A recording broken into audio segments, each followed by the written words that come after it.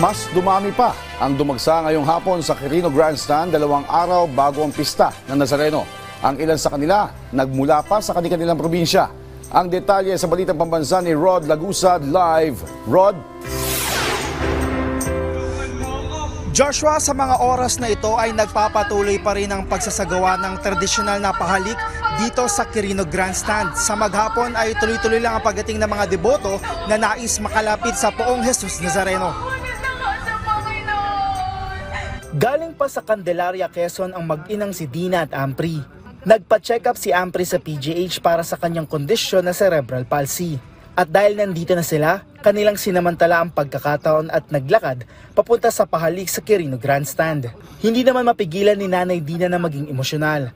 Anya, naging deboto siya ng Jesus Nazareno mula ng kanyang ipanganak si Ampri. Kasi marami po kaming napatunayan ng hiniling na yung pananampalataya namin. Tsaka marami na po siyang operang pinagdaanan. Sorry.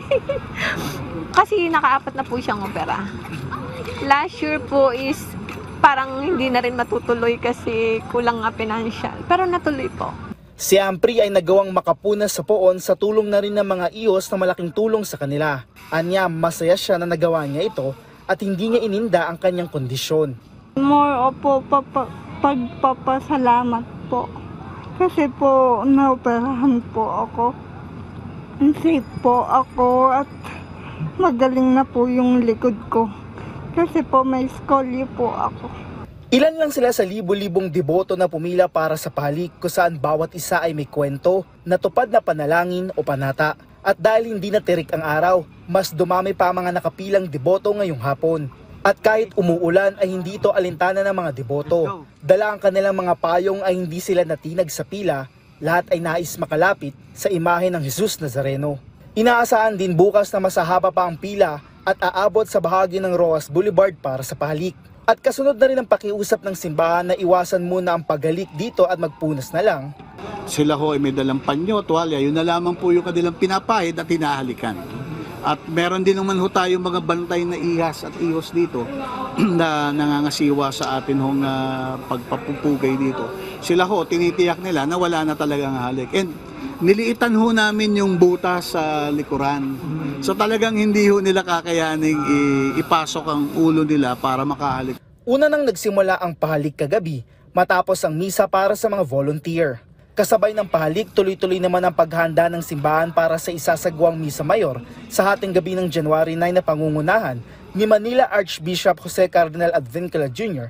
para sa pagdiriwang ng pista ng Jesus Nazareno. At kahit nakalis na ang traslasyon dito sa Quirino Grandstand, ayon sa Quiapo Church, tuloy-tuloy lang ang pahalik hanggat may nakapila.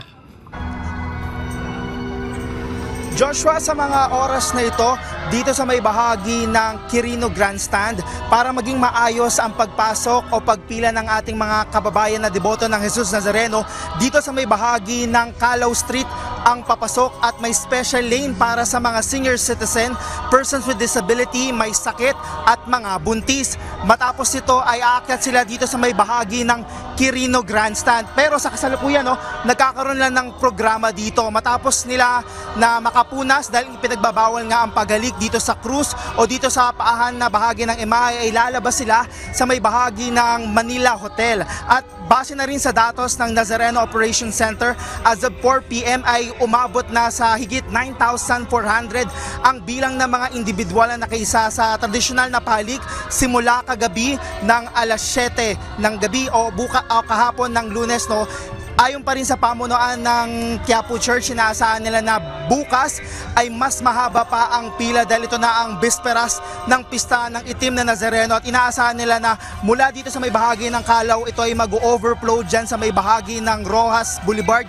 Kaya paalala ng Simbahang Katolika dito sa mga pipila ay iwasan na lang yung mga makipagkwentuhan at manalangin na lang at magdala ng kanilang mga panyo na pwede nilang halikan para maiwasan nga ang pagkalat ng sakit o mas maging hygienic. At yan muna, Joshua, ang latest mula dito sa Quirino Grandstand. Balik sa'yo. Maraming salamat, Rod Lagusad.